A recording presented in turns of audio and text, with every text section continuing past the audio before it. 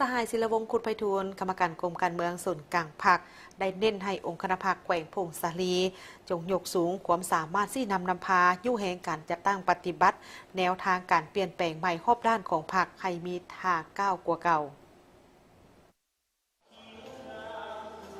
ในโอกาสดำเนินกองประชุมใหญ่ผู้แทนองค์คณะพรรคแขวงพงศาลีครั้งที่12สหายศิลวงศ์ขุดไพฑูรย์กรรมการกรมการเมืองศูนย์กลางพรรคประธานศูนย์กลางแนวรั้วสังชาติผู้สินำเวียกงานรอบด้านแขวงพงศาลีได้ให้เกียรติโอลมต่อที่ประชุม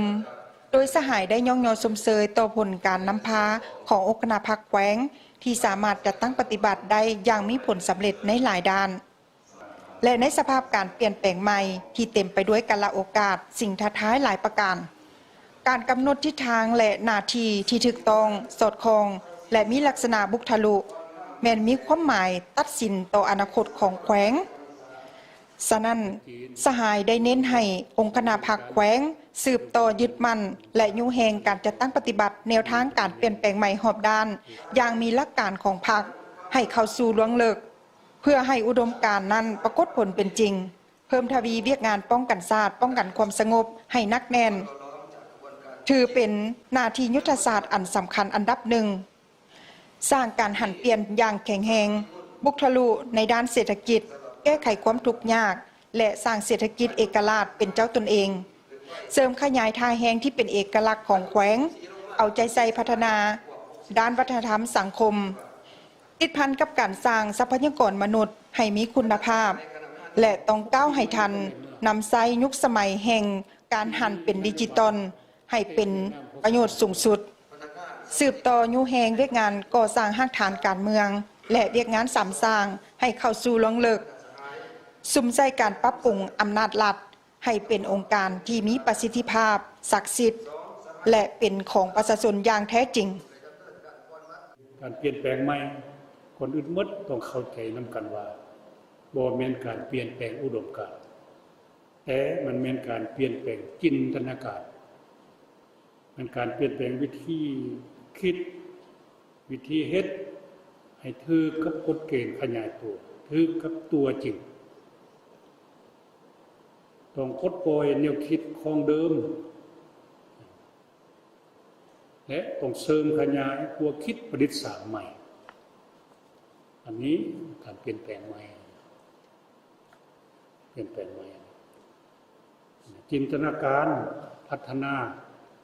ต้องได้อิงใส่ทางแห้งบ่มซ่อนที่เป็นจริงและในเวลาเฉพาะหน้า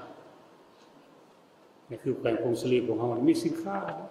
มีอ้อยมีซ่าคือว่ามีมักแนงมียางพาราสินค้านี่มันออกไปเงินก็เข้ามาสันเฮาจินตนาการต้องจินตนาการก้าวเข้าสู่ระยะเวลาของการผลิตสินค้ากฎเกณฑ์สินค้าเงินตาต้องได้เรียนให้หลายต้องเป็นจินตนาการหนึ่งจำบังคับให้พนักงานสมาชิกพรรคการนำต้องได้เรียนอย่างนั้นการพัฒนาต้องอิงใส่สิ่งแวดล้อมธรรมชาติต้องปกปักรักษาสิ่งแวดล้อมให้ยืนยงทั้งพัฒนาทั้งไปทำลายสิ่งแวดล้อมสุดท้ายกลับมาทดแทนคืนอีกบ่คุ้มค่าพร้อมกันนี้สหายยังได้เน้นให้เสริมขยายบทบาทแนวรั้วสังชาติและองค์การจัดตั้งมหาชนให้กลายเป็นขั้วต่อที่แน่นแกนระหว่างพรรครัฐและประชาชน